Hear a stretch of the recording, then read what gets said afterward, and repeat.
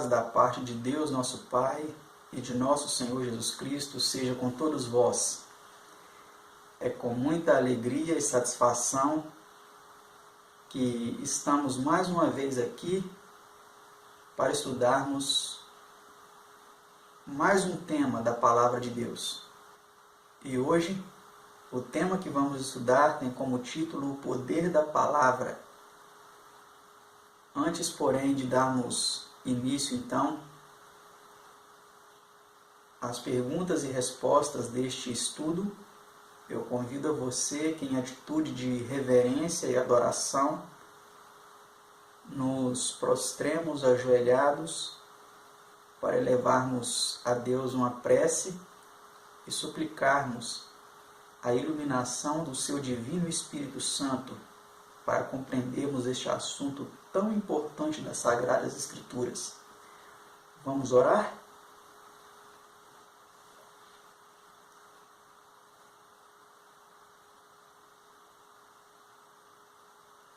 Pai Santo, Pai Eterno, Soberano do Universo, louvado e engrandecido seja o Teu nome, Senhor. Nós estamos aqui mais uma vez para Te adorar em espírito e em verdade. Estamos aqui também para estudar a Tua Palavra. E suplicamos, Senhor, a Tua bênção para o nosso estudo. Suplico, Senhor, que coloque a Sua mão santa e poderosa neste equipamento, neste aparelho, para que ele venha funcionar perfeitamente, ó Pai, para que nenhuma interferência atrapalhe a transmissão deste estudo e para que os nossos telespectadores, os nossos ouvintes sejam ricamente abençoados através do estudo da Tua Santa Palavra.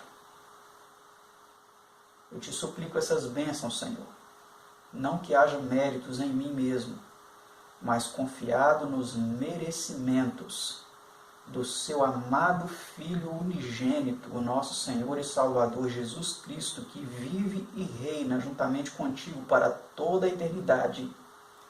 Amém, Senhor. Amém, ó Pai. Como eu disse, hoje vamos estudar o tema de número 3. O poder da Palavra de Deus. Você sabia que a Palavra de Deus tem poder? Não sabia? Então continue aí, acompanhando o nosso estudo, para que você compreenda este importante assunto das Sagradas Escrituras.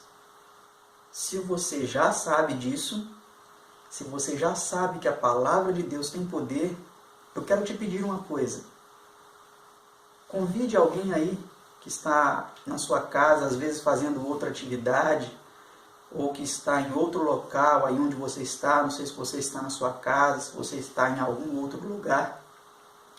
Convide alguém para assistir com você, para ouvir com você este assunto, esse tema, esse estudo tão importante das Sagradas Escrituras.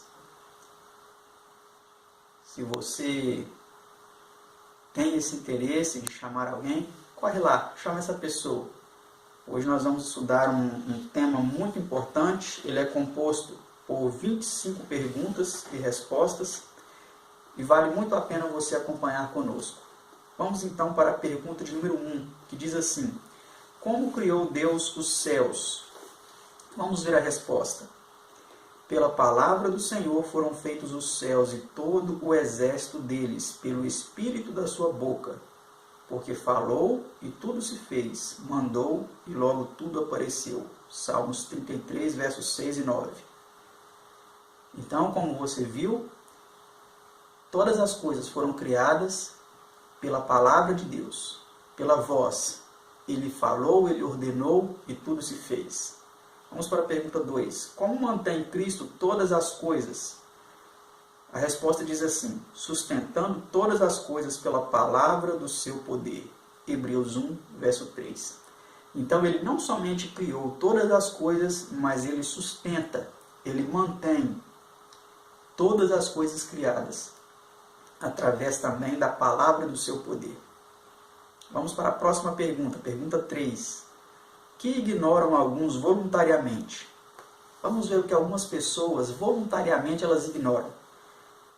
Eles voluntariamente ignoram isto, que pela palavra de Deus, já desde a antiguidade existiram os céus e a terra, que foi tirada da água, e por meio da água subsiste, pelas quais coisas pereceu o mundo de então, coberto com as águas do dilúvio. Então muitas pessoas ignoram que desde a antiguidade existiram céus e terra, uns céus e terra que foram destruídos pelas águas do dilúvio. Muitas pessoas ignoram isso, de acordo com 2 Pedro 3, 5 e 6. Vamos para a próxima pergunta, pergunta 4. Por quem estão a terra e os céus atuais reservados para sorte semelhante? Veja a resposta aí. A Bíblia diz o seguinte: mas os céus e a terra que agora existem, pela mesma palavra, se reservam como tesouro e se guardam para o fogo até o dia do juízo e da perdição dos homens ímpios. 2 Pedro 3, versículo 7. Então, pela mesma palavra, pela palavra divina, pela palavra sagrada, esses céus que agora existem, essa terra, eles também estão reservados para a destruição futura pelo fogo. Vamos para a próxima pergunta, pergunta 5. Que outro passo das Escrituras nos mostra que o poder criador é exercido pela palavra de Deus? Vejamos a resposta, veja o que a Bíblia diz. Louvem o nome do Senhor, pois mandou e logo foram criados. Salmo 148, versículo 5. Então, como você viu, mais uma vez as Escrituras atestam que todas as coisas foram criadas pela palavra de Deus. Próxima pergunta, pergunta 6. Que mudança se opera na pessoa que está em Cristo? Você sabe que mudança se opera na pessoa que está em Cristo? Não? Veja o que as Sagradas Escrituras dizem a respeito deste assunto. Se alguém está em Cristo, é uma nova criação. Passou o que era velho, eis que se fez novo. 2 Coríntios 5, 17, versão brasileira. Então, a pessoa que está em Cristo, ela se torna uma nova criatura em Cristo Jesus. Isso não é maravilhoso? Você quer ser essa nova criatura? Aceite a Jesus Cristo em sua vida e Ele fará de você uma nova e uma mais aperfeiçoada criatura através do seu Espírito que habite em você e em cada um de nós. Vamos para a próxima pergunta, pergunta 7. Como é também chamada essa nova criação? Vejamos a resposta.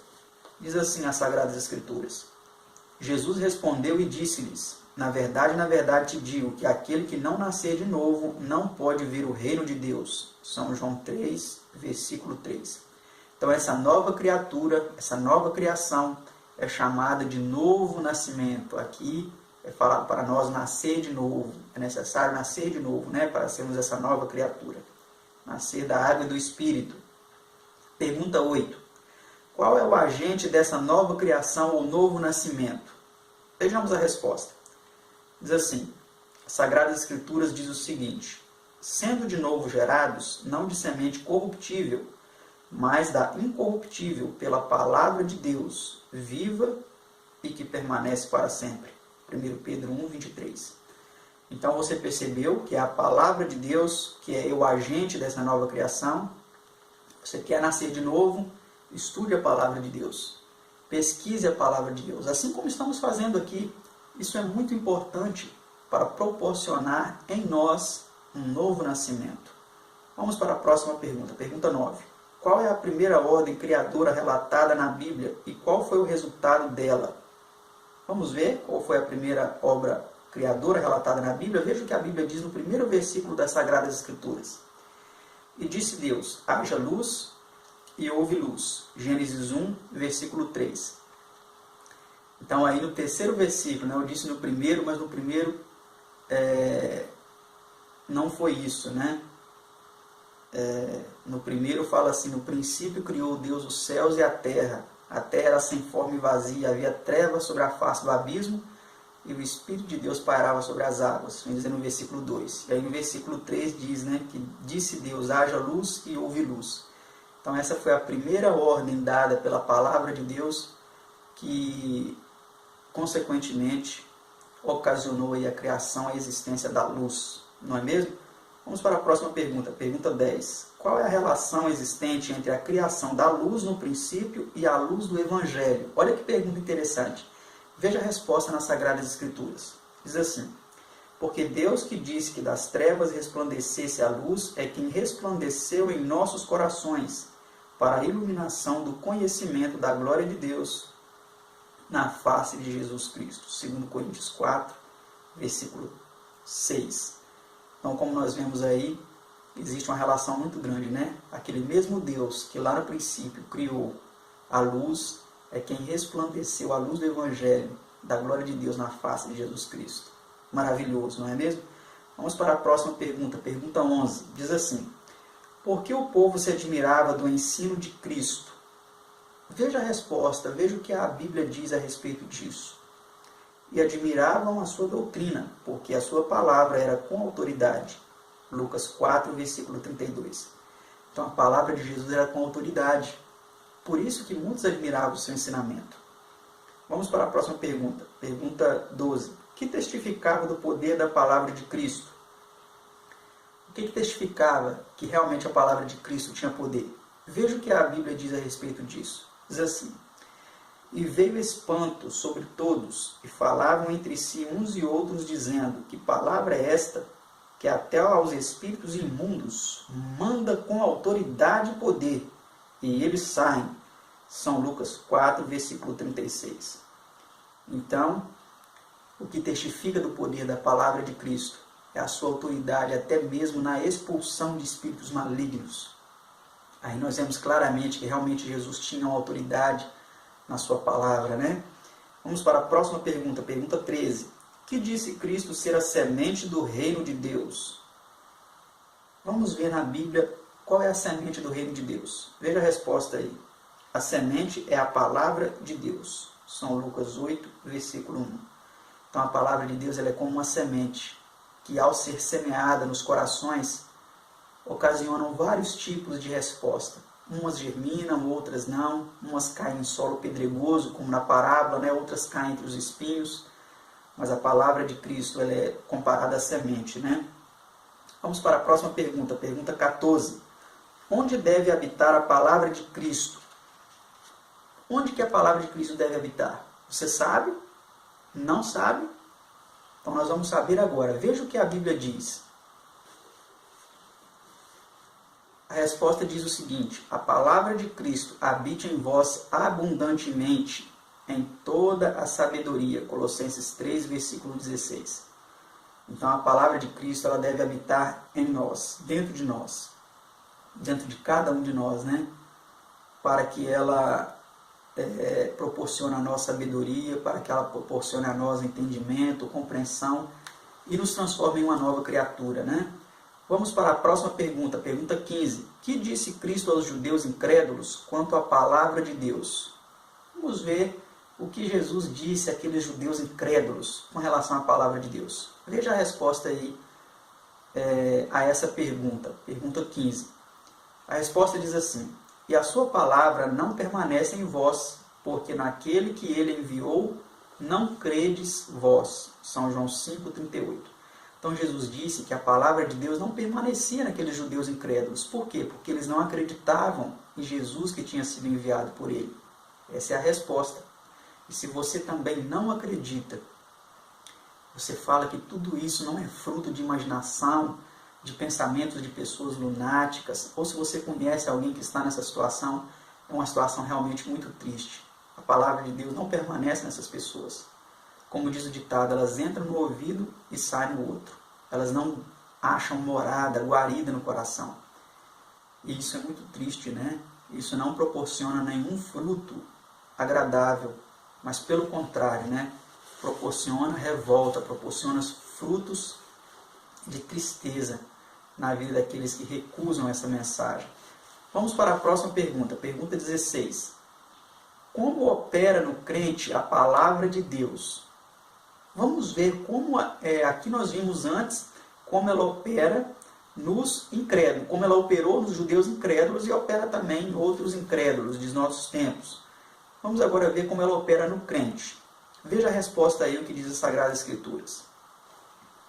Por isso também demos sem cessar graças a Deus, porquanto recebendo vós de nós outros a palavra da pregação, palavra de Deus, a agasalhastes, não como palavra de homens, mas como em verdade o é, como palavra de Deus, a qual também eficazmente obra em vós outros que credes. 1 Tessalonicenses 2,13, versão trinitária. Então, amados, se vocês estão recebendo essa palavra, podem ter a exata consciência de que não é palavra do Roberto, não é palavra de homens aqui, mas é palavra de Deus que vocês estão recebendo. E se vocês aceitarem assim, essa palavra vai operar eficazmente em vocês. Né? Próxima pergunta, pergunta 17. Que natureza é concedida mediante as promessas de Deus? Veja a resposta nas Escrituras. Pelas quais Ele nos tem dado grandíssimas e preciosas promessas, para que por elas fiqueis participantes da natureza divina, havendo escapado da corrupção que pela concupiscência há no mundo. 2 Pedro 1, versículo 4. Então, olha só, através do recebimento da palavra de Deus, aqueles que a recebem começam então a ser participantes da natureza divina, começa a abominar aquelas coisas inerentes à natureza humana e começa a admirar as coisas que Deus admira. Isso é fantástico. Isso é um conhecimento, é uma ciência que ninguém no mundo é capaz de proporcionar senão a palavra de Deus. Vamos seguir adiante. Vamos para a próxima pergunta, pergunta 18. Por que meio são purificados os crentes? Veja a resposta. Mas vós já estáis limpos pela palavra que vos tenho falado. São João 15, versículo 3. Então, a purificação ela vem através da palavra. Quando você começa a olhar na palavra as orientações a respeito de tudo aquilo que é impuro e você quer se adequar à pureza mencionada nas Escrituras, você começa a ser purificado pelo próprio Espírito de Deus também, que começa a atuar em sua vida, em nossas vidas. Isso é maravilhoso, não é mesmo? Vamos para a próxima pergunta, pergunta 19. Como pode um jovem tornar pura sua vida? Vivemos em um mundo onde a juventude está à mercê de vários ataques do maligno, de várias tentações preparadas para cada tipo de jovens, para cada gosto diferenciado. Como é possível os jovens purificarem a sua vida? Vamos ver o que diz as Sagradas Escrituras. Como purificará o mancebo o seu caminho? Observando-o conforme a tua palavra. Salmo 119, versículo 9. Olha que maravilha, olha que bênção. Então nós vemos aqui que a forma de dos jovens se purificarem hoje é através das Sagradas Escrituras. Vamos para a próxima pergunta. Pergunta 20. Como curou Deus o seu povo antigamente? Veja que meio Deus usou para curar seu povo antigamente. A resposta diz assim: enviou a sua palavra e os sarou, e os livrou da sua destruição. Salmo 107, versículo 20. Então, através da sua palavra, Deus curou, né? E continua curando nos dias de hoje. Próxima pergunta, pergunta 21. Como demonstrou o centurião ter fé no poder curativo da palavra de Cristo? Veja o comportamento do centurião, como ele creu na palavra de Cristo.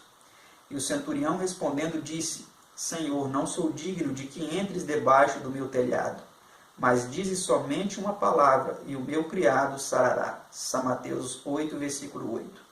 Então o centurião ele creu que apenas uma palavra que Cristo proferisse seria suficiente para a cura de seu servo. Você crê na palavra de Cristo? Creia na palavra de Cristo como esse centurião. Você verá maravilhas acontecendo em sua vida. Próxima pergunta, pergunta 22. Que poder tem a palavra quando abrigada no coração? Vamos ver qual é o poder que ela tem quando nós abrigamos a palavra de Deus em nosso coração. Diz assim a resposta: escondi a tua palavra no meu coração, para eu não pecar contra ti. Salmo 119, versículo 11. ver também Salmo 17, versículo 4. Então nós vemos aqui que quando abrigamos a palavra de Deus em nosso coração, ela nos proporciona poder para nós vencermos as tentações de Satanás e não pecar contra Deus. Próxima pergunta, pergunta 23. Por que humilhou Deus a Israel e o deixou passar fome? Veja o que diz as Sagradas Escrituras. E te humilhou, e te deixou ter fome, e te sustentou com maná, para te dar a entender que o homem não viverá só de pão, mas que de tudo que sai da boca do Senhor viverá o homem. Deuteronômio 8, versículo 3. Creia nisso, amado. Nem só de pão viverá o homem, mas de toda palavra que sai da boca de Deus. A palavra de Deus, ela tem poder de nos sustentar, de nos proporcionar vida, vigor e uma série de outras características e atributos importantíssimos para a nossa vida. Vamos para a próxima pergunta. Pergunta 24. Diz assim, a penúltima pergunta. O que é requerido além do mero ouvir a palavra? Será que é suficiente apenas ouvir? Talvez você está aí ouvindo. Talvez você está aí assistindo. Talvez você está entendendo. Mas será que apenas ouvir e entender é suficiente? Veja o que diz as Sagradas Escrituras. E sede cumpridores da palavra, e não somente ouvintes, enganando-vos com falsos discursos. Santiago 1, versículo 22. Então, amados, se você, que agora me assiste ou me ouve, eu não sei onde você está, quem é você, mas Deus te conhece. Se você está ouvindo isso, mas você não vai praticar nada disso, se você não vai ter interesse em estudar por sua própria conta as Sagradas Escrituras, se você não vai permitir que a palavra de Deus opere transformações em sua vida, Deus te respeita, Ele não vai te forçar. Mas se você ouvir e não colocar em prática, você vai estar se enganando a si próprio. Você não vai estar se enganando a ninguém.